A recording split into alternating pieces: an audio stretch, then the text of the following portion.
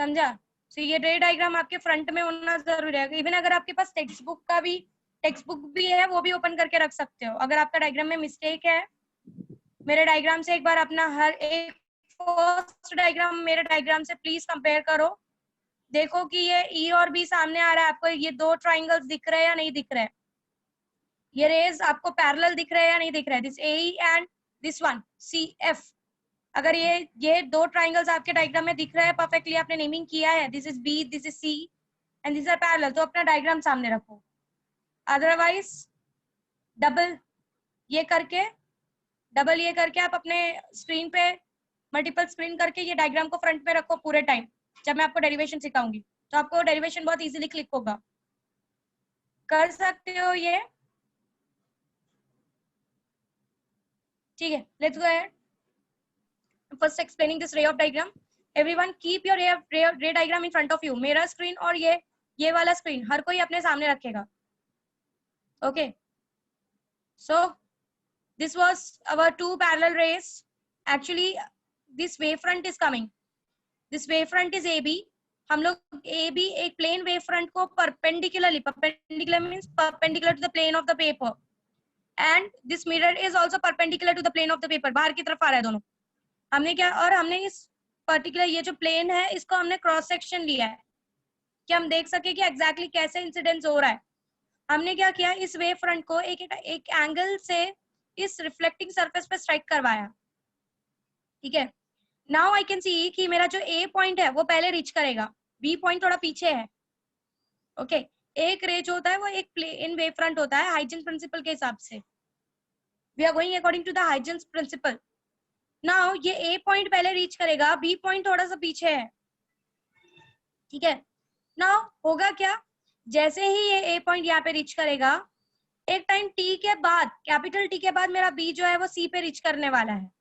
Okay, my B will reach C point after some time capital T. If I say that velocity of my ray of light is v, so the distance covered in capital T time के बाद वो C पे आने वाला है। So distance covered will be vt from b to c। we know velocity is distance upon time, so distance is velocity into time। so ये जो distance covered होगा that will B v into capital t। अब जितने देर में ये B जो है ये C पे पहुंचने वाला है, उतने देर में यहाँ पर एक वेव फ्रंट रिफ्लेक्ट हो जाएगा A से। तो जहां पर ये B C पे पहुंचेगा तब तक ये A पॉइंट जो पहले ही स्ट्राइक कर चुका था वो भी वही डिस्टेंस VT कवर करेगा बट इन अपोजिट डायरेक्शन, और वो E पे पहुंचेगा। Means this AE distance and this BC distance are same. ये AE जो है ये रिफ्लेक्टेड वेव फ्रंट है, इट इज रिफ्लेक्टेड वन। दोनों सेम है। क्या हुआ? मिस ये कैसे पता चला क्या ये इतने टाइम में ये दोनों सेम हो जाएगा? सिंपल सा फंडा है। एक बात बताओ, इसका ये भी रे ऑफ लाइट है, ये भी रे ऑफ लाइट है। ठीक है, मेरे को इतना पता है कि एक टाइम टी के बाद ये रीच कर रहा है। मैं इस यहाँ से ऑब्जर्वेशन शुरू किया, तब तक मैंने बोला कि ये बी अभी रीच ही नहीं हुआ क्योंकि बी थोड़ा सा पीछे है। ठीक है, B is at some point at this particular point. ठीक है, see of course ray of एक सिंगल रे ऑफ लाइट को ऑब्जर्व कर पाना is not that easy. He have magnified the images, उसने मैग्निफाई किया है इमेज को। ये बात तो आप समझ सकते हो कि आप जो पढ़ रहे हो वो मैग्निफाइड पार्ट है। आप लाइट का एक सिंगल वेव फ्रंट थोड़ी ना देख सकते हो, एक सिंगल प्लेन वेव फ्रंट आप नहीं देख सकते लाइट का। But let us assume, okay, now ये बी एक पर्टिकुलर पॉइंट पे है। मैंने देखा कि ये जो बी पॉइंट है ये सी पॉइंट को आफ्टर कैपिटल टी टाइम पे पहुंच रहा है। It is reaching at point C after capital T. अब ये यहाँ पर कैपिटल टी के बाद पहुंच रहा है, इसकी वेलोसिटी आपको पता है, वेलोसिटी की लाइट की वेलोसिटी क्या होती है? c, करेक्ट है? You know this? Yes ma'am. ठीक है, so distance covered will be how much? अगर इसको एक कैपिटल टी टाइम लग रहा है from coming from b to c, so distance will be what? Simply multiplication of c into t। मानते हो? यस। अब जितने देर में ये लाइट यहाँ पे पहुंच चुका है, ये लाइट तो पहले ही पहुंच चुका था, उतने देर में ये लाइट थोड़ी ना इसके लिए रुका रहेगा कि तू आ जा फिर हम साथ में जाएंगे। ये भी तो लाइट पीछे डायरेक्शन में अपना वही डिस्टेंस कवर कर देगा ना, क्योंकि इसकी भी स्पीड वही है और उतने टाइम के बाद ही हम उसको भी ऑब्जर्व कर रहे हैं। समझ गया। तो जितने देर में ये बी सी पे पहुंचेगा उतने देर में इसने भी एक डिस्टेंस कवर किया होगा, और दोनों डिस्टेंस सेम कवर किया होगा क्योंकि दोनों को हम सेम टाइम के बाद देख रहे हैं और दोनों के पास सेम वेलोसिटी है। हाँ, hope you understand. Same speed है, वेलोसिटी नहीं बोल सकते, सेम स्पीड है। Yes miss. Clear with the part, समझा सबको? सो जब तक बी सी पे पहुंचेगा तब तक ए ने पीछे डायरेक्शन में ही उतना डिस्टेंस कवर कर लिया, इसलिए मैंने आपको बोला कि ई और बी को सामने रखो। ये जितना डिस्टेंस पीछे डायरेक्शन में कवर करेगा इतने ही टाइम में, उतना ही डिस्टेंस ये बी और इस सी पे कवर करेगा। ठीक है, नाउ व्हाट आई डिड, मैंने क्या किया, मैंने एक टेंजेंट ड्रॉ किया है। C A B is my wave front, और ये जो मैंने लाइंस ड्रॉ की है, this are Q, this are A and Q B, ये मेरा रे ऑफ लाइट है। दिस इज द पाथ जो मेरा लाइट कवर करके आया हुआ है, and this path is perpendicular to the wave front. ये जो लाइन का, ये जो वेव फ्रंट लाइन का है, दैट इज परपेंडिकुलर, एकदम स्ट्रेट लाइन आई हुई है, it's a plane wave front, it should be totally 90 degree.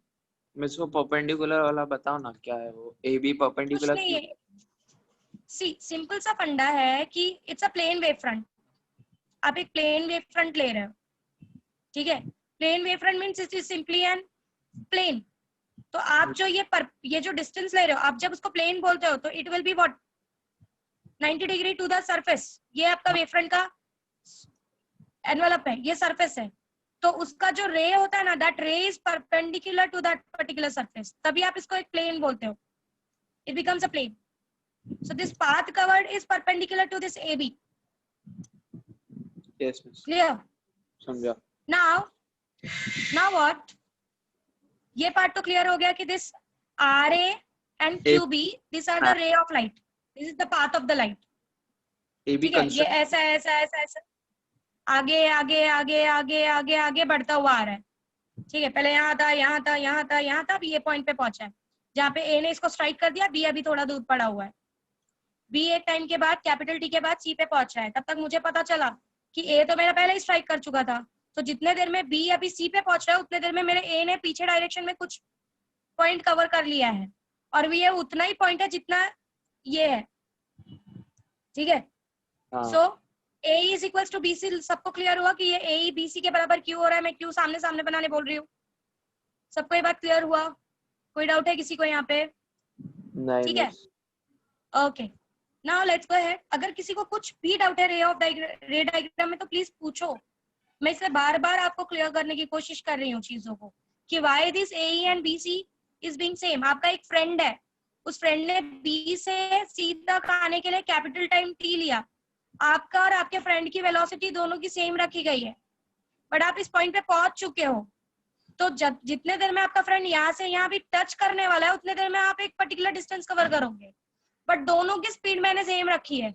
तो जितने देर में आपका फ्रेंड यहाँ से यहाँ पहुंचेगा उतने देर में आप एक पर्टिकुलर वही डिस्टेंस आप दूसरे डायरेक्शन में कवर कर लोगे, because I have kept the velocity to be same. Light की वेलोसिटी दोनों के लिए सेम होती है, आप कहीं पे भी जाओ, लाइट की velocity in an air will be same. Of course medium change हो रहा है तो बात अलग है। Okay, now this part is over. Now what we are going to do, हम लोग एक टेंजेंट ड्रॉ कर रहे हैं, ये वाला पार्ट सीई। अब मैंने मयूरी का देखा था, उसने लाइन यहाँ से सीधी ड्रॉ की थी और ई ऊपर दिखाया था। This E is the point जहां पर आपका रे ऑफ लाइट पहुंचा है in time T. C T distance cover किया है, जो डिस्टेंस यहाँ पे इसने कवर किया है वही डिस्टेंस ए ने अपोजिट डायरेक्शन में कवर किया है। This is reflected wave front, ये आपके रिफ्लेक्टेड वेव फ्रंट का डायरेक्शन है।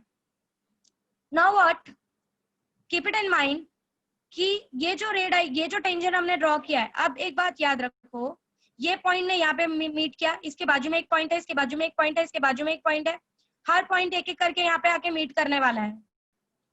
इसके बाजू वाला जो पॉइंट होगा उसका भी कुछ इतना ही बड़ा डिस्टेंस कवर होगा, बट इससे कम।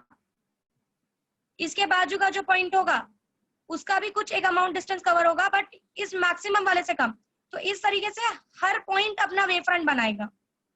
Every point will make its wavefront, and you will observe that if you draw tangent to the wavefront, आपको ऐसा कम कम कम कम होता हुआ वेवफ्रंट दिखाई देगा, और सबसे छोटा वेवफ्रंट इस सी का होगा जो 0 होगा, क्योंकि अभी तो आपके इसने से स्ट्राइक किया है। सो आपका जो वेवफ्रंट का लाइन होगा, जो वेवफ्रंट का थिकनेस होगा, वो VT से 0 के बीच में रेंज करेगा। और ये जो टेंजेंट है ये हर वेवफ्रंट के सर पे बनाया हुआ टेंजेंट है, जो उतने टाइम में, उस कैपिटल टी टाइम में हर पार्टिकल ने बनाया है इसको स्ट्राइक करके। सबसे कम सी ने बनाया है, सी ने 0 बनाया है, क्योंकि सी तो अभी आगे जस्ट स्ट्राइक कर रहा है। सी तो अभी जस्ट आके, ये जो बी है ये सी पे जस्ट आके अभी स्ट्राइक कर रहा है, बट बी से पहले वाला थोड़ा पहले आ चुका होगा, उससे पहले वाला और पहले आ चुका होगा, उससे पहले वाला और पहले आ चुका होगा। सो इसलिए देख सकते हो कि सी से वेव फ्रंट की साइज बढ़ती जा रही है और सबसे बड़े वेव फ्रंट की साइज एक ही होगी। Hope you are understanding? समझा सबको रे ऑफ डायग्राम? ये रिफ्लेक्टेड रे और ये रिफ्लेक्टेड रे, ये दोनों रेज एक दूसरे को पैरेलल आनी चाहिए। It should make 90 degree. अगर ये सारी मिस्टेक्स आप नहीं करोगे तो ये आपका रे डायग्राम करेक्ट है, अदरवाइज नहीं है। ये रिफ्लेक्टेड रेज जो होनी चाहिए ये दोनों एक दूसरे को पैरेलल होनी चाहिए, क्योंकि ये जो सीई है, अगर आप इस सीई को ध्यान से देखो, ये जो आपने टेंजेंट ड्रॉ किया है, ये सीई आपके रिफ्लेक्टेड वेव फ्रंट को रिप्रेजेंट करने वाला है। ये जो सीई आपने टेंजेंट ड्रॉ किया है, ये वो एनवेलप है जो हर छोटे छोटे वेव फ्रंट के सरफेस को कवर करने वाला है, और उसी एनवेलप को हम वेव फ्रंट बोलते हैं, correct? So this is your reflected wave front. वो एनवेलप जो बनता है हर छोटे छोटे वेवलेट्स का, ये छोटे छोटे वेवलेट्स है, हर पार्टिकल अपना अपना डायरेक्शन में, हर पार्टिकल अपने अपने डायरेक्शन में रिफ्लेक्टेड वेवलेट्स क्रिएट करेगा। उस वेवलेट का जो एनवेलप हम बनाते हैं, जो टेंजेंट बना के हम एनवेलप बनाते हैं, वही एनवेलप हमारे वेव फ्रंट को रिप्रेजेंट करता है। ये आपके रिफ्लेक्टेड वेव फ्रंट का एनवेलप है, अगर आप ध्यान से देखो तो। So this line should be parallel to each other, क्योंकि this are parallel to each other. Hope you are understanding? दिख रहा है सबको? रिफ्लेक्टेड वेव फ्रंट दिख रहा है सबको? So this is your reflected wave front. This one was your incident one, and this one is your reflected one. Clear with the part? समझा सबको? किसी को कुछ रे डायग्राम में डाउट है तो please ask. I am waiting for 2 minutes. मैं पूरा डायग्राम फोकस करके रख रही हूँ, एक बार ध्यान से पूरे डायग्राम को देखो, कहीं पर कुछ डाउट है तो पूछ लो।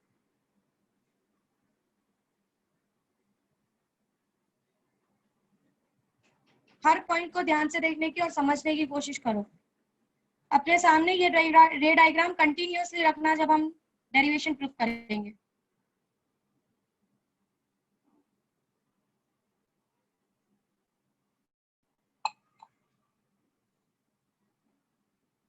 ठीक है, let's go ahead with the derivation now.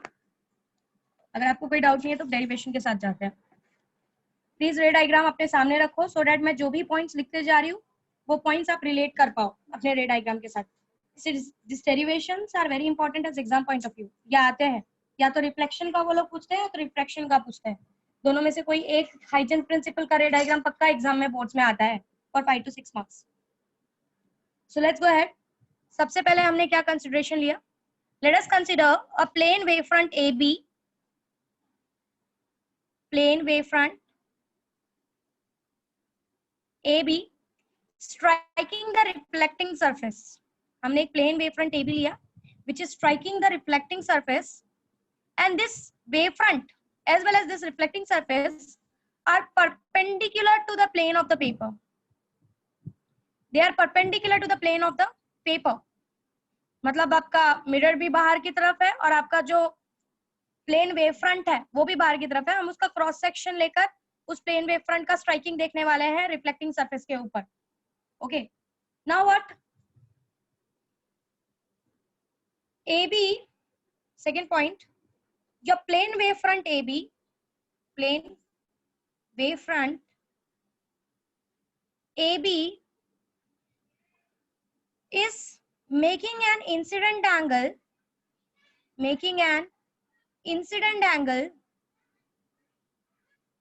I with the reflecting surface, I with reflecting surface। आपका प्लेन वेव फ्रंट AB जो है वो I एंगल से, that is angle of incidence is I, वो एंगल ऑफ इंसिडेंस है वो उसको आके स्ट्राइक करने वाला है। ओके, आके वो स्ट्राइक करने वाला है। As you can see from the diagram that आपका जो AB है, this particular part, this is the AB part, this is the wave front. ये A वाला पार्ट अगर आप यहाँ पे नॉर्मल ड्रॉ करो, if you draw normal here, so it makes an angle I with the normal। Okay, so it strikes the wave, it strikes the plane of the reflecting surface. It strikes the reflecting surface at an angle I. Okay, let's go ahead. Now what? Third, what we can say? B, let us assume that A जो है वो आपके reflecting surface को, let us assume जो A point है वो reflecting surface को t is equals to 0 पे टच करता है, it will touch at t is equals to 0। और जो b पॉइंट है, फोर्थ पॉइंट, जो b पॉइंट है उसको एक पर्टिकुलर टाइम t लगता है to reach the surface, to reach the reflecting surface. Okay, now ये जो t इज इक्वल्स टू 0 से लेके t is equals to capital T का पार्ट है, इसके बीच में बहुत सारे जो पॉइंट्स है वो आकर आपके रिफ्लेक्टिंग सरफेस को टच करने वाले हैं। As you can see here, मैंने यह चीज आपको समझाई कि ये t इज इक्वल टू 0 पे टच करेगा, ये t is equal to capital T पे टच करने वाला है। तो इसके बीच में बहुत सारे लोग हैं जो t इज इक्वल टू 0 से t is equal to capital T पे आके आपके रिफ्लेक्टिंग सरफेस को टच करने वाले हैं, जिसकी वजह से हमको ये टेंजेंट मिलने वाला है, क्योंकि इसका सबसे बड़ा वेव फ्रंट होगा रिफ्लेक्टेड वेव फ्रंट, उसके बाद वाले का नेक्स्ट होगा, उसके बाद वाले का नेक्स्ट होगा। So t is equals, this is striking at t is equals to 0 and this will strike at t is equals to capital T। तो इन दोनों टाइम इंटरवल के बीच में बहुत सारे जो वेव फ्रंट, बहुत सारे जो ये पार्टिकल्स है, ये जो पॉइंट्स है, बहुत सारे ये जो पॉइंट्स है इस प्लेन वेव फ्रंट के, वो आके स्ट्राइक करने वाले हैं आपके रिफ्लेक्टिंग सरफेस को। Okay, so between t is equals to 0 to t is equals to t, there will be number of points, there will be different points of wavefront that will incident on reflecting surface। यहां तक सबको clear है? किसी को कुछ doubt है? Let's go ahead with next part। अब अगर आप ये जो रिफ्लेक्टेड वेवलेट्स है उनका, अगर आप उन पर्टिकुलर वेवलेट्स का अगर आप एक डायग्राम ड्रॉ, एक सर्कल ड्रॉ करो, तो you will find a hemisphere. आपको ऐसे बहुत सारे छोटे छोटे हेमिस्फीयर देखने के लिए मिलेंगे। हमने रे डायग्राम में कंफ्यूजन क्रिएट करने के लिए नहीं बनाया, पर अगर मैं यहाँ से एक ड्रॉ करूँ तो देयर विल बी, क्योंकि वेवलेट्स तो हर डायरेक्शन में रिफ्लेक्ट होते हैं, आपको पता है। वेवलेट्स अगर एक ए पॉइंट है तो वो हर डायरेक्शन में वेवलेट भेजने वाला है। सो it will form one circle, एक है सर्कल नहीं बोल सकते, it is called hemisphere. Hemisphere बनाएगा, ये पॉइंट भी आएगा यहाँ पे स्ट्राइक करेगा, एक अपना हेमिस्फीयर बनाएगा, ये पॉइंट भी अपना यहाँ पर एक हेमिस्फीयर बनाएगा, ये पॉइंट भी यहाँ पर आएगा एक हेमिस्फीयर बनाएगा। हर पॉइंट आकर अपना एक हेमिस्फीयर बनाने वाला है, और उस हेमिस्फीयर को हम एक टेंजेंट ड्रॉ करने वाले हैं दैट इज सीई, जो इस, और ये हेमिस्फीयर किसकी वजह से बन रहा है? इस रिफ्लेक्टेड रेस की वजह से बन रहा है। तो ये जो रिफ्लेक्टेड रेस की वजह से ये जो हेमिस्फीयर्स बन रहा है, उसका जब हम लोग एनवेलप बनाएंगे that will represent a reflected wave front. Hope you are understanding what I am trying to say. समझ में आ रहा है सबको? ये जो रिफ्लेक्टेड वेवलेट्स है, इन रिफ्लेक्टेड, क्योंकि रिफ्लेक्टेड वेवलेट हर डायरेक्शन में जाने वाला है, हमने सिर्फ ये डायरेक्शन, यही सारी हाइजीन प्रिंसिपल की मिस्टेक्स थी। अगर आप ध्यान से देखो, अभी हम पढ़ रहे हैं, बट हाइजीन ने बाकी डायरेक्शंस के जो वेवलेट्स है उनको कंसीडर ही नहीं किया, उसने सिर्फ एक ही डायरेक्शन के वेवलेट को लेके पूरा डायग्राम रिप्रेजेंट किया है। ओके, हाइजीन के आगे जाके ये सारे प्रिंसिपल्स भी रॉन्ग कंसीडर किए गए, बहुत सारी मिस्टेक्स थी हाइजीन के लॉ में, बट स्टिल उसने उस टाइम पे इतनी अच्छी डिस्कवरी की, इतने अच्छे से चीजों को समझाया, कुछ कंसिडरेशंस, कुछ एजम्पशंस लेके, उसने इतने अच्छे से चीजों को समझाया कि हाइजीन के लॉ को हमको वैल्यू देनी पड़ी। ओके, सो अगर आप ये रिफ्लेक्टेड वेवलेट, ये रिफ्लेक्टेड रे है, इस reflected wavelet, it's a wavelet actually, correct. ये रिफ्लेक्टेड वेवलेट को लेकर अगर आप एक रे ड्रॉ करो हर रिफ्लेक्टेड वेवलेट को लेके, तो आपको एक हेमिस्फीयर देखने के लिए मिलेगा, that is a half circle. Can you see? Hemisphere word इसलिए यूज किया है क्योंकि 3 डायमेंशनल वर्ड है, तो it will form a hemisphere, semi circle नहीं होगा। ओके, सो ये एक हो गया फर्स्ट। दूसरा वाला स्ट्राइक करेगा आके, दूसरा वाले का हेमिस्फीयर बनेगा, तीसरे वाले का हेमिस्फीयर बनेगा, चौथे वाले का, हर पॉइंट अपना अपना एक हेमिस्फीयर बनाएगा। उसी हेमिस्फीयर, उसी वेवलेट के एनवलप को हम जब लाइन ड्रॉ करते हैं, याद हो अगर आपको, हमने ये कैसा पॉइंट है, इस पॉइंट ने अपना एक हेमिस्फीयर बना दिया, इस पॉइंट ने अपना एक हेमिस्फीयर बना दिया, इस पॉइंट ने अपना एक हेमिस्फीयर बना दिया। हर पॉइंट के हेमिस्फीयर को जब हम एक लाइन से कवर करते हैं, we say that this is secondary wave front. यही हमने पढ़ा था पीछे, correct. So that is what it is saying कि हर पॉइंट जो है एक टाइम के बाद t इज इक्वल टू 0 से t is equal to capital T के बीच में हर पॉइंट इस वेव फ्रंट का आके, इस इंसिडेंट वेव फ्रंट का आके स्ट्राइक करने वाला है। और अगर आप हर पॉइंट का को कवर करो इस रिफ्लेक्टेड रे का, ये रिफ्लेक्टेड रे बहुत सारे डायरेक्शन में होगा, तो इस रिफ्लेक्टेड रे का अगर आप एक सर्कल ड्रॉ करो, अगर आप इसको कवर करने की कोशिश करो, तो you will find a hemisphere at every point. और उस हेमिस्फीयर का अगर आप एक एनवलप ड्रॉ करो तो आपको ये एनवलप देखने के लिए मिलता है, which will represent a reflected wave front. Okay, next one. Okay, now ये चीज मैं आपको पहले बता चुकी हूँ। सबसे बड़ा जो वेवलेट होगा it will be of distance vt।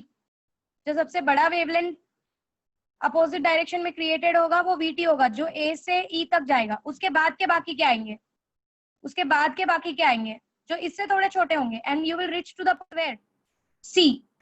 So, सबसे बड़ा जो डिस्टेंस कवर्ड होगा अपोजिट डायरेक्शन में जो वेवलेट क्रिएट करने वाला है, this is your reflected wavelet, correct. हर रिफ्लेक्टेड वेवलेट अपना एक हेमिस्फीयर बनाएगा जिसका एनवलप लेके आप रिफ्लेक्टेड वेव फ्रंट को रिप्रेजेंट करने वाले हो। सो सबसे बड़ा विल बी वीटी, और सबसे बड़ा जो होगा वो सी का होगा, सबसे छोटा जो होगा वो सी का होगा।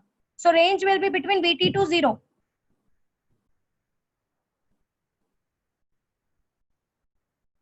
क्या सौरभ समझा नहीं मुझे, प्लीज अनम्यूट योरसेल्फ नाउ। क्या पूछा आपने, समझा नहीं मुझे। मैम जब वो स्ट्राइक करेगा ये रे ए, मैम हाँ उस टाइम पे उसका सबसे बड़ा होगा ना, तो रिवर्स में गया है। हाँ, वो तो इंसिडेंट वाला था ना, वो तो इंसिडेंट वाला था। मैं टी टाइम के बाद जब मेरे सारे पॉइंट्स रीच हो गए रिफ्लेक्टिंग सरफेस को, मैं उस टाइम के बाद देख रही हूँ।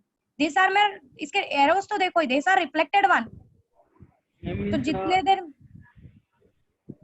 टाइम टी पर बोल रहे हो? हाँ, ये देखो ना, मेरे सी ने स्ट्राइक कर दिया, मेरा बी यहाँ पे होगा ना। अगर मैं टी इज इक्वल्स टू, मैं अगर ए भी कंसिडर कर रही हूँ, please don't confuse yourself, this are reflected rays. ये रिफ्लेक्टेड वाले को एक्सप्लेन कर रही थी मैं। गाइस कंफ्यूजन नहीं हो रहा है ना किसी को? नहीं नहीं, मैं समझा अभी।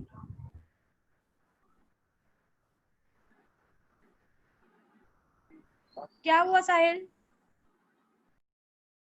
मैम वो रेस 0 से t टाइम में होगी ना रिफ्लेक्ट। 0 से t टाइम में नहीं, एक minute, fine, let me go in a flow, let me go in a flow please. कुछ कंफ्यूजन नहीं है, कोई कंफ्यूजन नहीं है यहाँ पे। दिस आर, आप एरोस का डायरेक्शन, इंसिडेंट एरो का डायरेक्शन रे डायग्राम आपने पढ़ा है। इंसिडेंट को ऐसे दिया जाता है, रिफ्लेक्टेड को ऐसे दिया जाता है।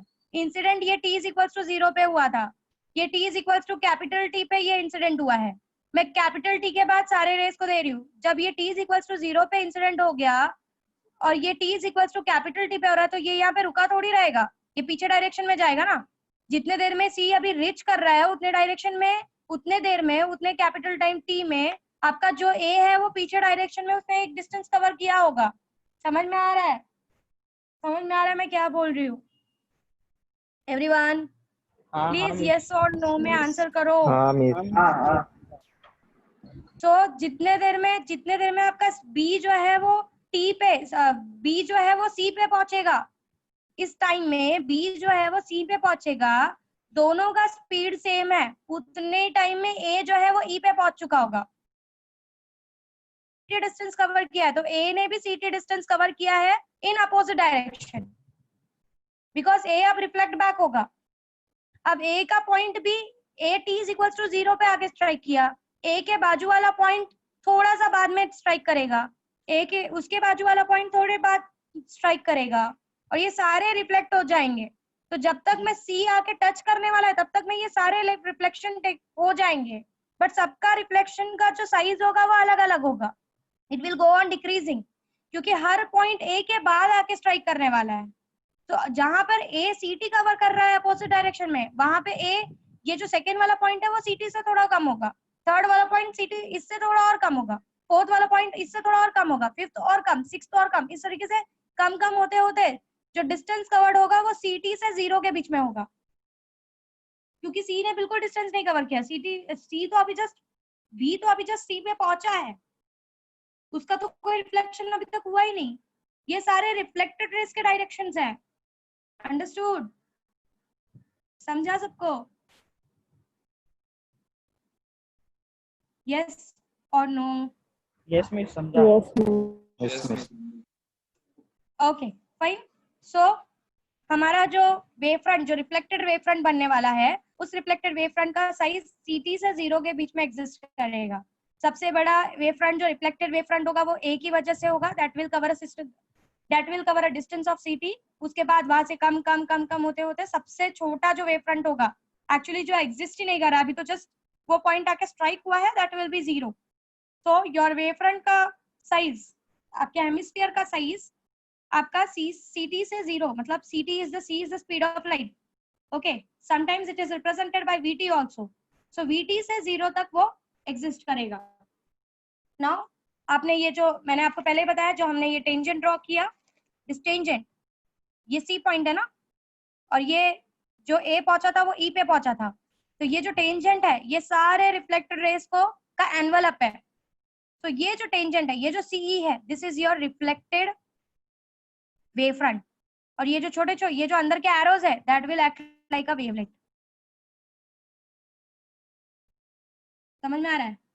इन सबका जो एनवलप बनेगा that will be reflected wave front. और ये जो हर पॉइंट ने हर पॉइंट ने रिफ्लेक्ट बैक होके एक अपोजिट डायरेक्शन में एक डिस्टेंस कवर किया है, that is giving you a wavelet. समझ में आया? सबको समझा? सबको समझा? वापस से एक बार सारा एक्सप्लेनेशन दे रही हूँ, देखो प्लीज समझो। मैं काफी बार ये एक्सप्लेनेशन समझा चुकी हूँ। कुछ नहीं हो रहा है, ए बी आकर इसको स्ट्राइक कर रहा है, ए पहले आकर स्ट्राइक करेगा। This is my A B wave front, this is my rays जो मेरा ए बी कवर करके आया हुआ है। ए आकर ए पहले t इज इक्वल टू 0 पे स्ट्राइक कर देगा। बी को अभी टाइम लग रहा है, लेट अस कंसीडर बी जो है एक कैपिटल टाइम t के बाद c पे पहुंच रहा है। अब ए तो यहीं पे रुका नहीं रहेगा, ए अपोजिट डायरेक्शन में ट्रेवल करना शुरू कर देगा। जितने देर में बी अभी यहाँ पे आके टी टाइम में सी पे पहुंच रहा है, उतने देर में ए ने कुछ डिस्टेंस कवर कर लिया होगा अपोजिट डायरेक्शन में। अब सिंपल सा फंडा है, दोनों का स्पीड सेम है, मैं उतने ही टाइम के बाद दोनों को देख रही हूँ। तो मैं क्या देखूंगी कि इतने टाइम के बाद अभी बी सी पे पहुंचा है, ए ने अपोजिट डायरेक्शन में ई पॉइंट तक एक डिस्टेंस कवर कर लिया, दोनों का स्पीड सेम है, दोनों को सेम टाइम के बाद देख रही हूँ, तो दोनों ने जो डिस्टेंस कवर किया होगा that will be same, but A ने अपोजिट रिफ्लेक्टेड डायरेक्शन में कवर किया है और बी तो अभी जस्ट आके सी पे स्ट्राइक कर रहा है। ठीक है, अब ए के बाजू में एक पॉइंट है, उसके बाजू में एक पॉइंट है, उसके बाजू में एक पॉइंट है, उसके बाजू में एक पॉइंट है, बहुत सारे पॉइंट्स हैं। सबसे पहला t इज इक्वल टू 0 पे ए स्ट्राइक कर रहा है, उसके बाजू वाला पॉइंट t से इस ए से थोड़ा सा देर के बाद स्ट्राइक करेगा, उसके बाजू वाला पॉइंट और थोड़ा देर से स्ट्राइक करेगा, सबसे लास्ट कौन स्ट्राइक करने वाला है? बी। तो इसने इस ए ने अपना एक रिफ्लेक्टेड रे बनाया, जिस वेवलेट का, ये रिफ्लेक्टेड वेवलेट का जो साइज उसने कवर किया है वो ए ही किया है। तो उसके बाजू वाला जो आके स्ट्राइक करने वाला है उसका साइज थोड़ा सा कम होगा, उसके बाजू वाला जो आके स्ट्राइक करेगा उसका साइज थोड़ा सा कम होगा, उसके बाजू वाला जो आके स्ट्राइक करेगा उसका साइज और थोड़ा कम होगा, क्योंकि हर पॉइंट आकर स्ट्राइक करके पीछे जाने वाला है। तो सबसे ज्यादा डिस्टेंस किसने कहा? सबसे पहले किसने रेस में इस बॉर्डर को टच किया? सबसे पहले ए ने टच किया। तो जो वापस रिटर्न बैक होने वाला डिस्टेंस है वो सबसे ज्यादा कौन कवर करेगा? ए कवर करेगा। Think it like a race, running race के जैसा थोड़ा अपने दिमाग में रखो कि इट्स अ रनिंग रेस। ये बहुत सारे पॉइंट्स है जो कंपटीशन में भाग लिए हुए हैं। सबसे पहला पॉइंट, इसको आपको इस रनिंग रेस में आपको क्या करना है? इस बॉर्डर को टच करके रिटर्न भागना है। सबसे पहले ए ने आकर इसको टच कर लिया और पीछे भागने लगा, ओके। बट मैंने एक कंडीशन रखी है कि हर पर्सन का स्पीड इज सेम, सिर्फ मैंने उनको अलग अलग पॉइंट्स पे रख दिया है। This is a special kind of running race. Every point here is a person, हर पर्सन का मैंने स्पीड सेम रखा है। मैंने बोला स्पीड सेम रखो, एक पर्सन को यहाँ बिठा दिया, एक पर्सन को यहाँ बिठा दिया, एक पर्सन को यहाँ बिठा दिया, एक पर्सन को यहाँ बिठा दिया, सबसे लास्ट जो बैठा है बी बैठा है। तो ए ने फटाक से और आपको करना क्या है? इस बॉर्डर को टच करके पीछे भागना है। सो ए को तो कुछ करना ही नहीं पड़ा, ए ने तो सीधा पहले ही टच कर लिया, टच करके आपको पीछे की तरफ भागना है। ए ने यहाँ से टच कर लिया और रिफ्लेक्ट बैक हो गया। जितने देर में बी आके, दोनों का स्पीड सेम है, इस ए का और इस बी का स्पीड मैंने दोनों का सेम रखा है, जितने देर में बी आके अभी सी को, इस पॉइंट को टच करेगा, उतने देर में तो ए ने पीछे डायरेक्शन में कोई डिस्टेंस कवर कर लिया होगा। अब मेरे को ये बात पता है कि दोनों का स्पीड सेम है, तो जितने देर में बी, जितना डिस्टेंस बी ने सी तक कवर किया है, उतना ही डिस्टेंस ए ने अपोजिट डायरेक्शन में कवर कर लिया होगा।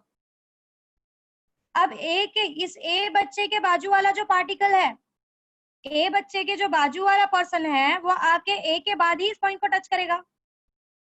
उसके बाजू वाला जो पर्सन है, लेट अस कंसीडर ये यहाँ पे जो पर्सन है, थर्ड पर्सन, वो ए से और थोड़े बाद आके इसको टच करेगा। टच करके आपको पीछे भागना है, तो जब ये वाला पर्सन आकर टच कर कर पीछे भागेगा, तो ए ने जितना डिस्टेंस पीछे डायरेक्शन में कवर किया, उससे कम ही कवर कर पाएगा वो, क्योंकि उसको ये डिस्टेंस कवर करने के बाद पीछे भागना पड़ा है। समझ में आ रहा है what I am trying to say? Clear with the part? So every point of this wavefront is touching this reflecting surface and ये reflecting surface को touch करके वो reflect back हो रहे हैं, but हर point को एक अलग time लग रहा है reflect back होने के लिए। मैं after time t देख रही हूँ, तो मैंने क्या observe किया कि इस point ने सबसे ज्यादा पीछे डायरेक्शन में डिस्टेंस कवर किया है, उसके बाजू वाले पॉइंट ने थोड़ा सा कम किया है, उसके बाजू वाले पॉइंट ने और थोड़ा सा कम किया है, उसके बाजू वाले पॉइंट ने और थोड़ा सा कम किया है। और जब मैंने एक लाइन ड्रॉ की, तो मुझे ऐसा कुछ लाइन देखने के लिए मिला कि सबसे ज्यादा इसने कवर किया है, उसके बाद थोड़ा कम, उसके बाद थोड़ा कम, अपोजिट डायरेक्शन में हर पॉइंट ने एक छोटा छोटा डिस्टेंस कवर किया है। और अगर मुझे किसी ने पूछा कि मुझे रेंज बता सकते हो क्या कि बैक डायरेक्शन में, अपोजिट डायरेक्शन में कहां से कहां रेंज करता है, तो मैं सिंपली बोलूंगी सबसे ज्यादा मेरे ए ने कवर किया है, जिसका स्पीड, उस बच्चे का स्पीड इज v। और मैं आफ्टर टी टाइम टी के बाद देख रही हूँ, कैपिटल टी के बाद, जिस वक्त मेरा सारा बच्चा यहाँ पर आकर टच करके भाग चुका है, तो सबसे ज्यादा मेरे ए ने डिस्टेंस कवर किया होगा, दैट विल बी वीटी। उसके बाद वाले ने एक सर्टेन अमाउंट कवर किया होगा, उसके बाद वाले ने सबसे कम डिस्टेंस जो कवर किया होगा वो सी, इस सी ने किया होगा, क्योंकि जितने टाइम के बाद मैं देख रही हूँ, जिस कैपिटल टी के बाद मैं देख रही हूँ, वो कैपिटल टी में तो सी आके सिर्फ टच कर रहा है, वो रिफ्लेक्ट बैक अभी हुआ ही नहीं। समझ में आ रहा है व्हाट आई सेड? समझा everyone? Yes, miss. Okay, so let's go ahead with the congruency of a triangle. अब जरा देखते हैं और प्रूफ करने की कोशिश करते हैं।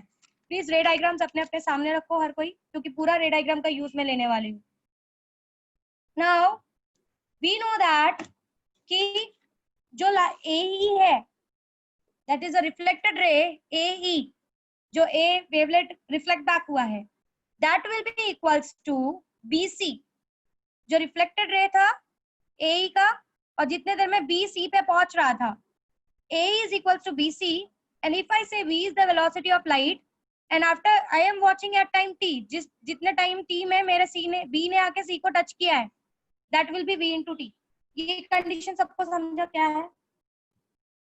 AE is equals to BC is equals to VT। अपने रे डायग्राम से देखो, समझ में आ रहा है ये क्या है? हाँ समझ, मिस। सी में पूछने के लिए AE is equals to BC is equals to V2, ये समझा सबको? Yes or हाँ no? मिस समझा। हाँ मिस। हाँ miss. Okay, Srishti, are you there?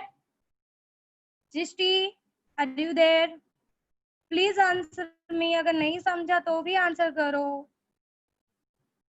हम लोग आप लोग के लिए हार्ड वर्क करते हैं, ठीक है? A is equals to BC is equals to VT। I am assuming कि सबको समझ गया ये कैसे आया।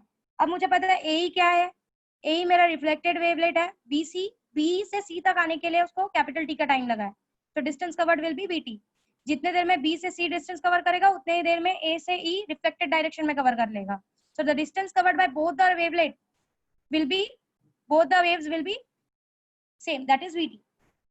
Now what?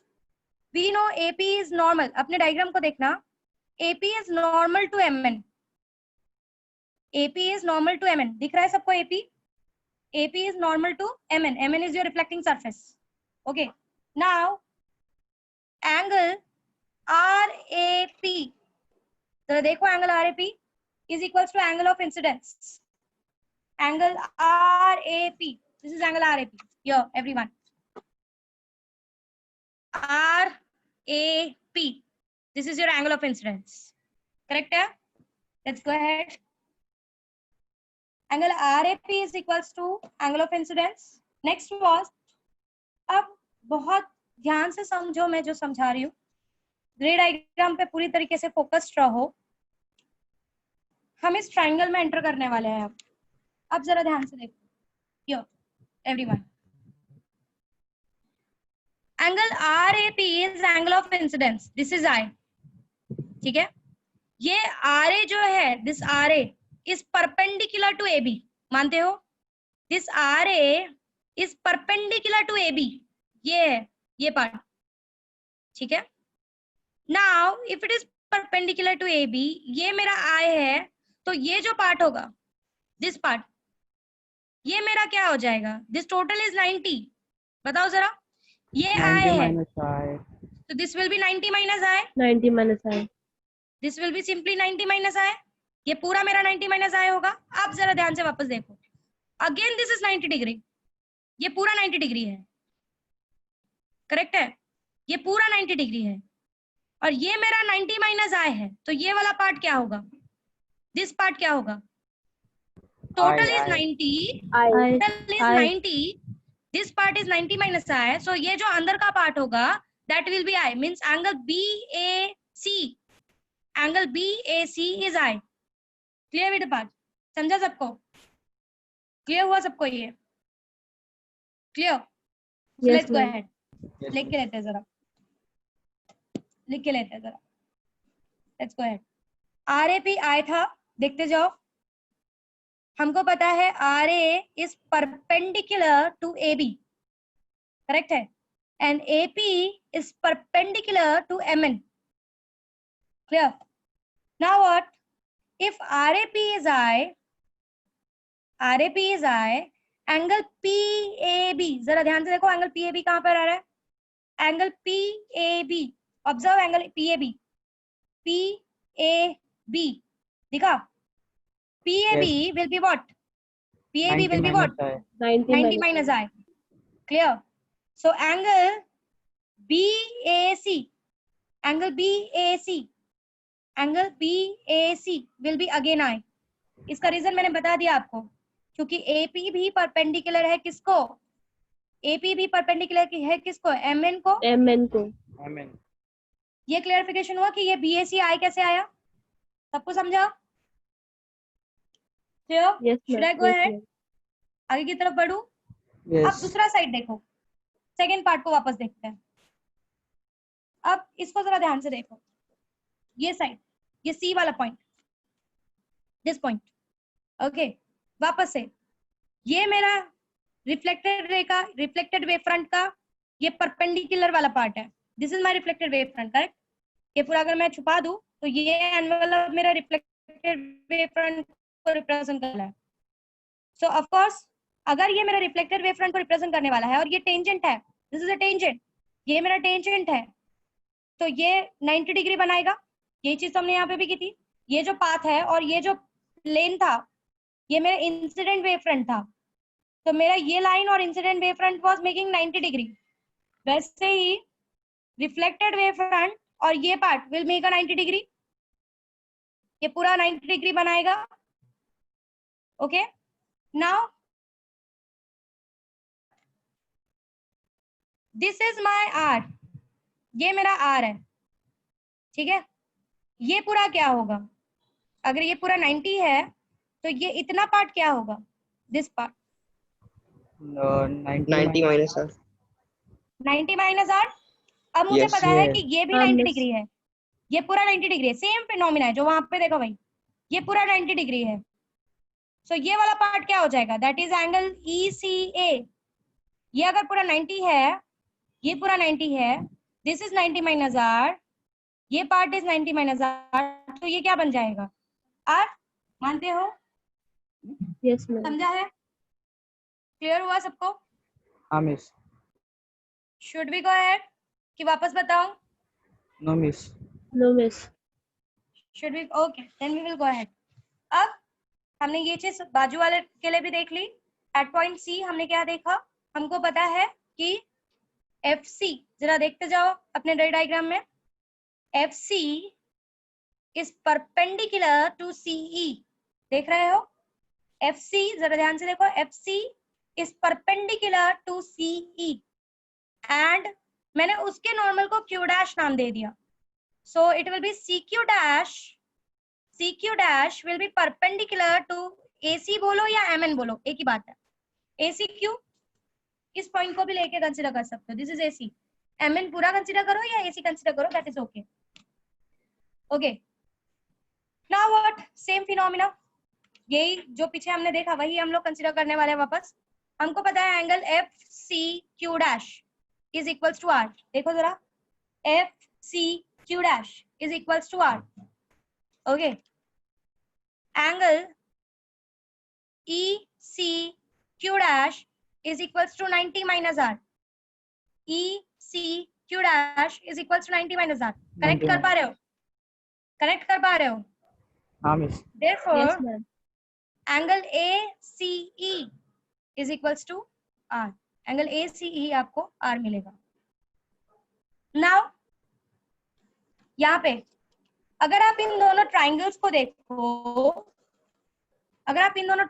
कौन से ट्राइंगल, मैंने आपको बताया कि दो कॉन्ग्रुएंट ट्राइंगल दिखने चाहिए आपके डायग्राम में। Can you see the triangles AEC and ABC? ये दो ट्राइंगल्स मिल रहे हैं, AEC एंड ABC। ये दोनों ट्राइंगल्स को हम कॉन्ग्रुएंट प्रूफ कर सकते हैं। We can prove it congruent.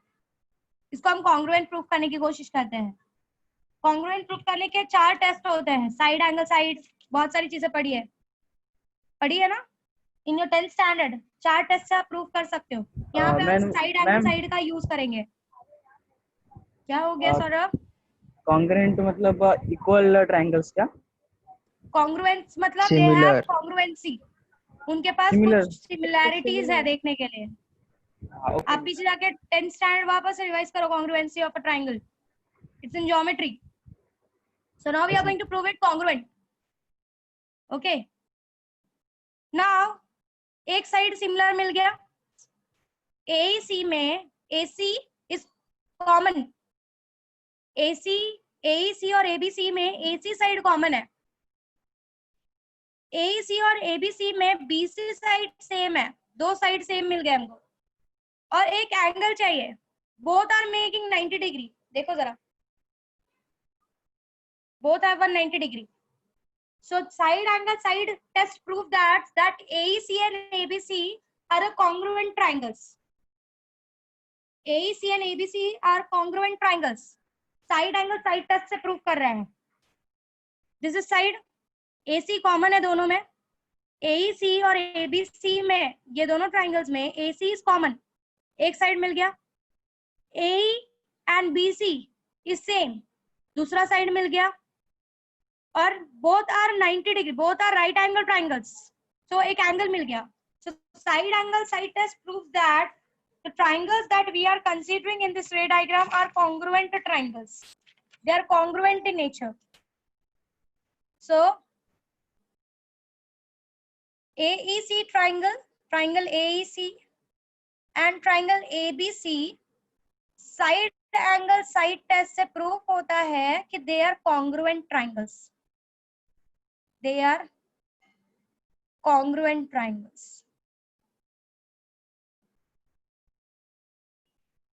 Okay. Now, if they are congruent triangles, I need to prove that this is one triangle. ये आपका let us consider this is AEC. ठीक है, this is AEC. और दूसरा क्या है? दूसरा इज ABC, करेक्ट। इसको जरा इस तरीके से बना रहा। दूसरा क्या था? This is ABC। ये दोनों ट्राइंगल्स एक दूसरे को टच कर रहे हैं ना अंदर की तरफ, मैंने इनको सेपरेट कर दिया। AEC एंड ABC, यही दो ट्राइंगल्स हमने यहाँ पे बनाए, देखो जरा, AEC and second one is ABC। और मुझे पता है कि AE and BC are same. अगर AE and BC are same, तो ये जो एंगल है ना, दिस एंगल्स, ये जो एंगल्स है, ये कॉन्ग्रुएंसी ट्राइंगल के कॉन्ग्रुएंसी के कैरेक्टरिस्टिक के हिसाब से ये जो आपका ACE है, that will be equals to BAC.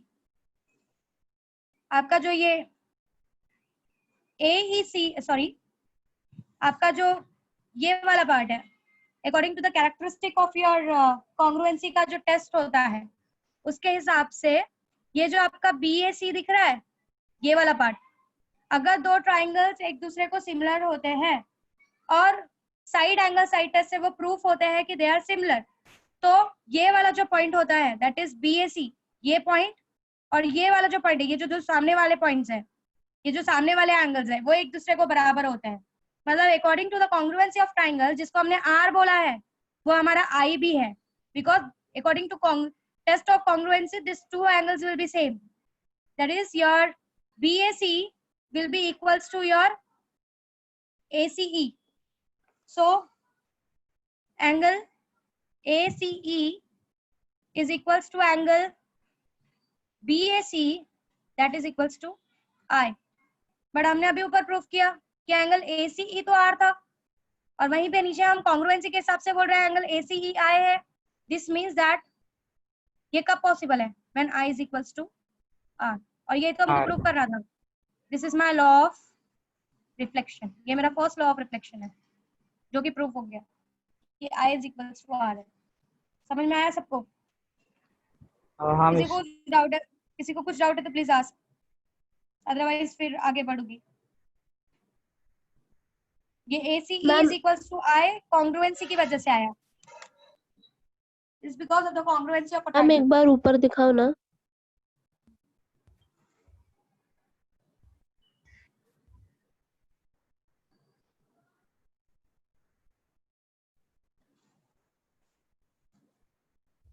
Thank you ma'am.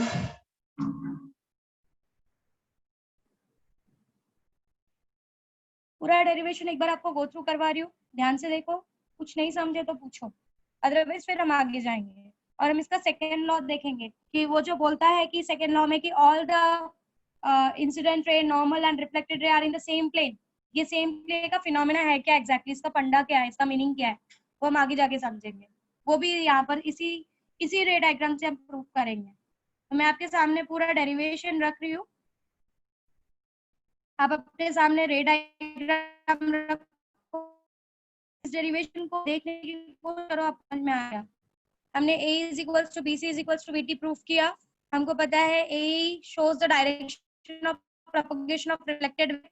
BC is that point, B is coming to point C after time t. So distance covered will be V into t. If I say V is the velocity of the ray, A will cover same distance in opposite direction, that will form AE. Okay. AP is normal to MN. Angle RAP is equals to I. And here RA is perpendicular to AB and AP is perpendicular to MN और AC. MN या AC दोनों भी बोल सकते हो आप, क्योंकि आप रिफ्लेक्टिंग सरफेस की बात कर रहे हैं. Angle RAP is equals to I. Angle PAB is equals to 90 minus I. So angle BAC is equals to I. इसको जरा ध्यान से देखो अपने रे डायग्राम में, क्लिक हो रहा है क्या? देखो जरा ये स्टेटमेंट देखो और इसको देखो कि क्लिक हो रहा है क्या. अगर इसको क्लिक नहीं हो रहा है तो पूछो.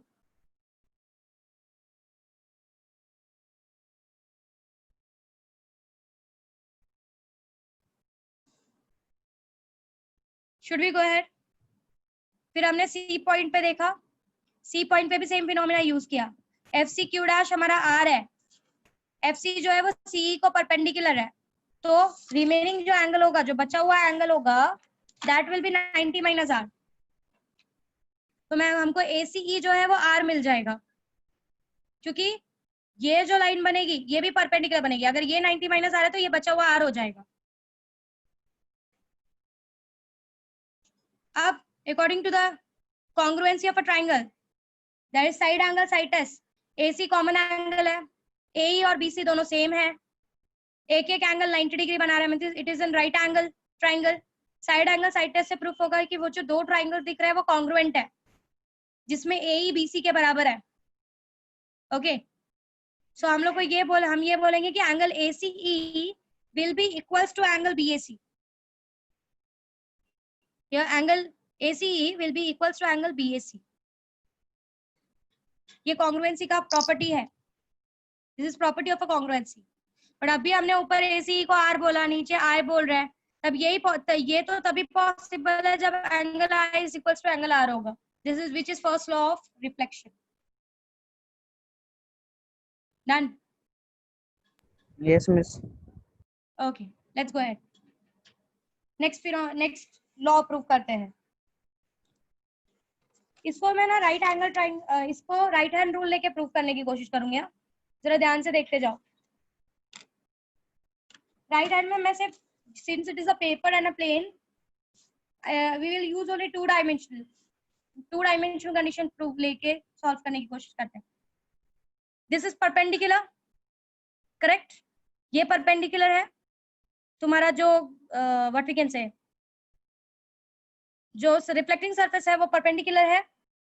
आपका जो वेव इंसिडेंट होने वाला है वो भी परपेंडिकुलर है, मतलब बाहर की तरफ है. अगर मैं दो एंगल्स ले रही हूँ, if I take two angles, ये बाहर की तरफ है, ये इंसिडेंट वेव फ्रंट बाहर की तरफ है, जो रिफ्लेक्टेड वेव फ्रंट होगा वो भी बाहर की तरफ होगा. ठीक है. अब रेज के बारे में बात करें. ये तो हमने वेव फ्रंट्स के बारे में बात की, जरा रेज के बारे में बात करते हैं. Will discuss about rays. अब जरा ध्यान दो, एक मिनट एवरीवन. अगर मेरा इंसिडेंट वेव फ्रंट बाहर की तरफ है, इंसिडेंट वेव फ्रंट बाहर की तरफ है, और ये जो है, ये पार्ट, दिस पार्ट, ये इसको परपेंडिकुलर है, तो दो ही डायरेक्शन हो सकता है. If I am considering something is outside, मेरे जरा डायरेक्शंस को ऑब्जर्व करना. I am saying something is pointing outwards, तो उसका एक जो डायरेक्शन होगा वो इनसाइड द पेपर होगा. इफ दिस इज परपेंडिकुलर, इसको कोई चीज परपेंडिकुलर है, अगर ये बाहर की तरफ है, आपको 3D इमेज अगर आप सामने होते तो और ज्यादा बेटर वे में मैं समझा पाती यहाँ पर कि ये बाहर की तरफ है, this is outside, this wave front is also perpendicular to the plane of the paper, और इसको कोई चीज परपेंडिकुलर है. कोई चीज परपेंडिकुलर है मतलब कहाँ पर एक्ट करेगी, वो कहाँ पर जाएगी, वो अंदर की तरफ.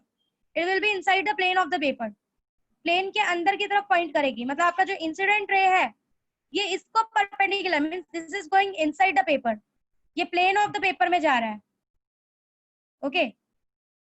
If you consider something like this, अगर आप इसको ऐसा कंसीडर करो, okay, you can consider like this. ये आपका वेव फ्रंट का डायरेक्शन है बाहर की तरफ. मैंने कहा था it is perpendicular to the paper. तो अगर आपका इंसिडेंट रे इस पेपर, इस प्लेन को परपेंडिकुलर है, इट इज मेकिंग 90 डिग्री ना, तो आपका ये जो इंसिडेंट रे होगा वो कहाँ जाएगा, प्लेन ऑफ द पेपर में. समझ में आ रहा है? The incident ray will be inside the plane of the paper. Clear? Next, incident ray तो प्लेन ऑफ द पेपर में प्रूफ हो गया. This is your wave front, incident wave front which is outside the plane of the paper, which is perpendicular to the plane of the paper. हमने ये चीज पहले ही बोली कि जो हमारा इंसिडेंट वेव फ्रंट है वो पेपर के बाहर है, it is perpendicular to the plane of the paper. तो जो इंसिडेंट रे होगा वो इससे 90 डिग्री पे है, वो इससे 90 डिग्री पे है, तो मेरा इंसिडेंट रे कहाँ जाएगा, पेपर के प्लेन के अंदर. ठीक है. नेक्स्ट, नॉर्मल देखते हैं.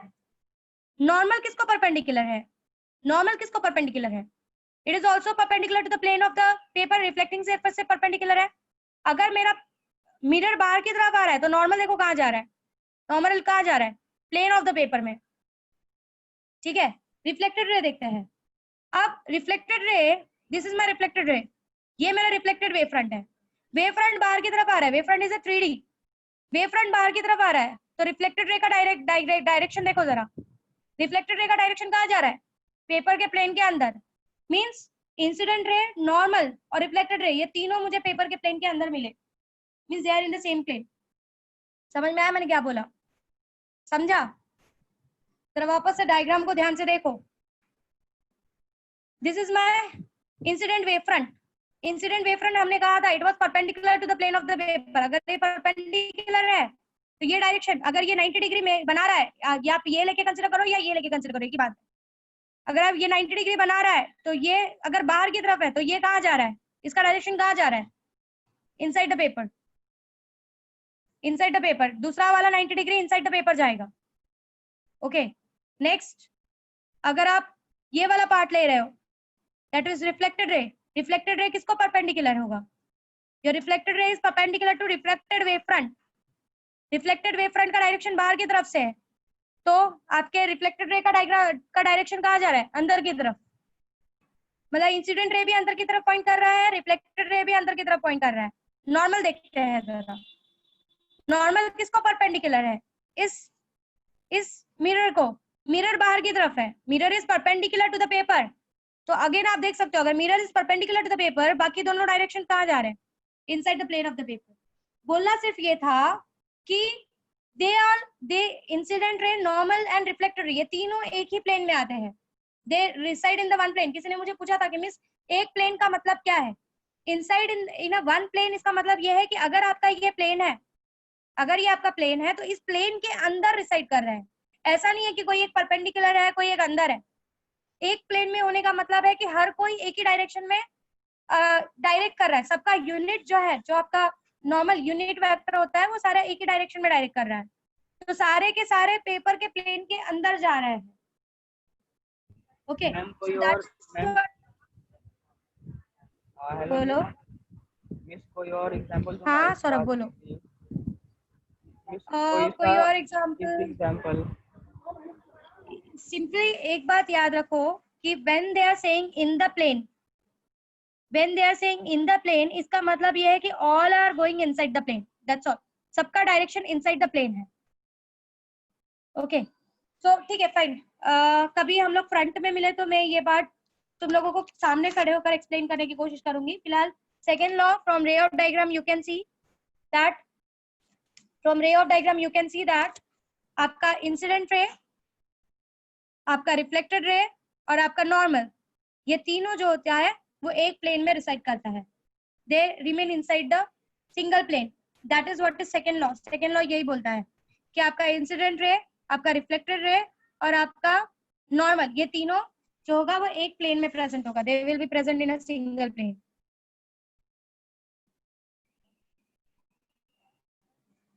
Okay, so this are the two laws. First law ये था I is equals to R, और दूसरा लॉ ये है कि they all will reside in a single plane. That is कौन कौन? Angle of sorry incident ray, reflected ray and normal. Incident ray, wave front बाहर की तरफ है, अगर मैं इसको बाहर की तरफ एक्ट करूं, वेव फ्रंट बाहर की तरफ है, इंसिडेंट रे उससे परपेंडिकुलर होता है। इंसिडेंट वेव फ्रंट बाहर की तरफ है, इफ इट इज आउटसाइड। इसको थोड़ा अगर आप जूम करो ना। अगर इंसिडेंट वेव फ्रंट बाहर की तरफ है और उससे मेरा जो इंसिडेंट रे है वो परपेंडिकुलर है, ये डॉट बाहर की तरफ रिप्रेजेंट कर रहा है and this line is representing perpendicular. अगर ये बाहर की तरफ है तो मेरा जो डायरेक्शन होगा इंसिडेंट रे का, that is perpendicular to it. So if something is outside, एक जो है वो अंदर की तरफ जा रहा है, this is making 90 degree. Next reflected ray है। रिफ्लेक्टेड रे में रिफ्लेक्टेड वेव फ्रंट से आपका रिफ्लेक्टेड रे 90 डिग्री बनाता है। सो रिफ्लेक्टेड वेव फ्रंट अगर बाहर की तरफ है तो आपका जो रिफ्लेक्टेड रे होगा that will be perpendicular to it. और नॉर्मल जो मिरर आपका बाहर की तरफ एक्ट हो रहा है, तो आपका जो नॉर्मल है इट ऑल्सो मेक्स 90 डिग्री। मतलब ये तीनों चीजें 90 डिग्री। अगर ये सारी बाहर की तरफ है तो इन तीनों का डायरेक्शन अंदर की तरफ होगा, it will be inside. So सारा का सारा in the plane of the paper जा रहा है, means they are in a single plane. एक सिंगल प्लेन में तीनों की तीनों एग्जिस्ट कर रहे हैं, they are existing in a single plane. Okay, ये सारे के सारे अंदर की तरफ एक्ट कर रहे हैं। Hope you are clear.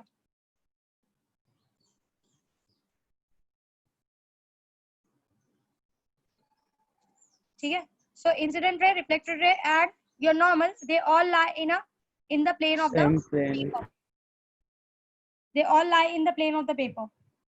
Okay, so this is what is the explanation about the law of reflection. मैं ट्राई करती हूँ कि इसका कोई अगर परफेक्ट और कोई रे डायग्राम जिससे मैं आपको कैमरे पे करके दिखा सकूँ। हालांकि मैं इसको राइट हैंड रूल से प्रूफ कर सकती थी, बट कैमरे पे it is not possible to explain you. So I try कि मैं देखती हूँ कि अगर कोई और मेथड मिला तो मैं उससे ये जो in the plane of the paper है इसको मैं आपको बेटर वे में एक्सप्लेन कर सकूँ। ओके, तो फिलहाल this was the second law. I will try my best कि मैं आपके लिए ऐसा कोई एग्जांपल लाऊं जिससे आपको, या ऐसा कोई तरीका लाऊं जिससे आपको ये जो इनसाइड द प्लेन आया है ये आपको समझ जाए। ओके, राइट हैंड रूल से I can try to prove it, but I think कैमरे पे वो पॉसिबल नहीं हो पा रहा है। ओके, सो नेक्स्ट, अब इस रे डायग्राम को वापस से जरा देखो, कुछ और मिरर के फिनोमिना जिससे प्रूव करते हैं हम। Will try to prove more phenomena. अगर तुम देखो, आपको पता है ये और ये साइड सेम है, ये साइड तो कॉमन है। अब अगर कॉन्ग्रुएंसी ऑफ ट्राइंगल के साथ जाओगे तो आपको ये पता चलेगा कि ये ए बी साइज और ये EC साइज, ये दोनों भी एक दूसरे को सेम हो जाएगा। ratios of the congruent triangles, ratios of the sides of the congruent triangles are same, like AE by BC, AC by AC is equals to AB by CE. ये आपको मिलता है congruency triangle के। if it is 1, AC by AC is 1, so AB by CE, therefore CE is equals to, मतलब जितना बड़ा AB होगा, जितना साइज का AB होगा, उतना ही साइज का CE भी होगा। मतलब जब आप मिरर में देखते हो तो आपको सेम साइज क्यों देखने के मिलता है? This is what this law explains you, कि जितना साइज का वेव फ्रंट स्ट्राइक करता है उतना ही साइज का वेव फ्रंट रिफ्लेक्ट बैक होता है, so you get the same size. Clear with the part? Next, अगर आप इसको और इसको ध्यान से देखो, अगर समझो, late us consider, let's assume आपने इस आधे पार्ट को बीच में से, ये जो इंसिडेंट वेव फ्रंट है उसको बीच में से मैंने काट दिया, इसको मैंने राइट हैंड साइड बोला, इसका मैंने, लेट अस अज्यूम, सिर्फ अजम्पशन के लिए बोल रही हूँ, आपके हिसाब से ये लेफ्ट हैंड साइड हो जाएगा, ये राइट हैंड साइड हो जाएगा, किसी को भी एक भी दे सकते हो। आपने इस वेव फ्रंट को बीच में से काट दिया और इसको आपने लेफ्ट हैंड साइड बोला, इसको आपने राइट हैंड साइड बोला, आपके अजम्पशन के हिसाब से लो, नो प्रॉब्लम, ठीक है। इसको आपने क्या लिया? लेफ्ट हैंड साइड बोला, और इसको आपने क्या लिया? राइट हैंड साइड बोला। This part you are saying, एक minute, I think screen is freeze. हाँ मिस फ्रीज हुआ अभी जस्ट। हाँ मैं वेट फॉर वाइल। अब अगर आप इसको ध्यान से देखो, इफ यू ऑब्जर्व इट, इसको अगर आप ध्यान से देखो तो आपको क्या देखने के लिए मिलेगा कि आपका जो राइट हैंड साइड है, आपका जो राइट हैंड साइड है वो लेफ्ट हैंड साइड में चला जाएगा, जो आपका लेफ्ट हैंड साइड है वो राइट हैंड साइड में बन जाएगा। दिस इज द रीजन कि आपको लैटरल इन्वर्शन मिलता है आपके इमेज में। अगर आप इसको ध्यान से देखो तो आपका ए जो है वो ई की तरफ जा रहा है, it is going towards left side. अगर आप ए को राइट हैंड साइड ले रहे हो तो योर ई जो आपका रिफ्लेक्टेड वेव है वो लेफ्ट की साइड जा रहा है, it is going towards left, okay, it is going towards left, okay. So what you are observing, और बी जो है वो इस तरफ बढ़ रहा है, so what you are observing कि ए जो है, ये जो ए साइड है वो लेफ्ट की तरफ दिखता है, और जो बी जो अपोजिट जो राइट साइड है वो अपोजिट डायरेक्शन में दिखता है।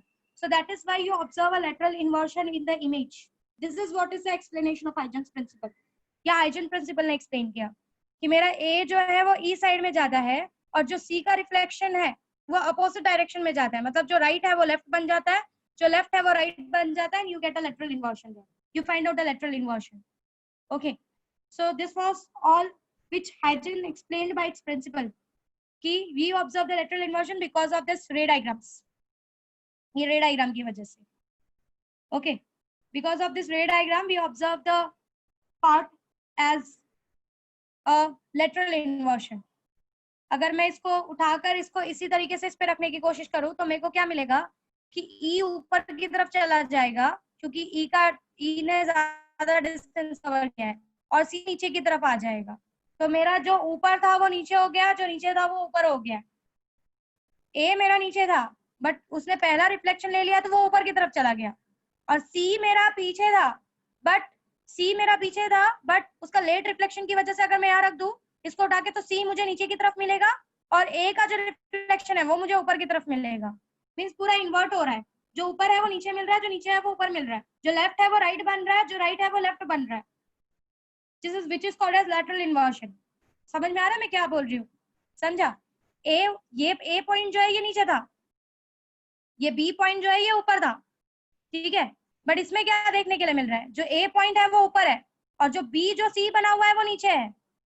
सो जो लेफ्ट था वो राइट बन गया, जो राइट था वो लेफ्ट बन गया। ऐसा उन लोगों का एक्सप्लेनेशन था, ऐसा हाइजेन का एक्सप्लेनेशन था। हालांकि this explanation is not correct. ये जो एक्सप्लेनेशन उसने दिया, काफी लोगों ने आगे जाकर ये बोला उसको कि ये सही फिनोमिना पे आया है, बट जो ये रीजंस दे रहा है ना, that reasons are not correct to explain. इसीलिए आगे जाके हाइजीन प्रिंसिपल को हटाकर Fermat principle and soldier marching principles, ये सारे प्रिंसिपल्स का यूज किया गया। हाइजीन प्रिंसिपल को आगे जाकर वैल्यू नहीं दी जाती है, फॉर्मेट्स प्रिंसिपल को दी जाती है, क्योंकि फॉर्मेट्स ने बोला कि हाइजीन एक करेक्ट फिनोमिना पे आया है, पर उसका जो एक्सप्लेन करने का तरीका है, जो उसका रीजन देने का तरीका है, that is not correct. It is not correct for ray of light. Okay, so we are starting, हम लोग अभी स्टार्टिंग पॉइंट पे है, इसलिए हम लोग हाइजीन को बहुत अच्छे से पढ़ रहे हैं, क्योंकि हाइजीन ने रॉन्ग करके भी बहुत सारी राइट चीजें समझा दी। और वो टाइम पे इतना डेवलपमेंट नहीं हुआ था कि कोई हाइजीन को खड़े होकर रॉन्ग प्रूव कर सके। उसने ज्योमेट्री का यूज करके काफी अच्छे से चीजों को कवर अप किया।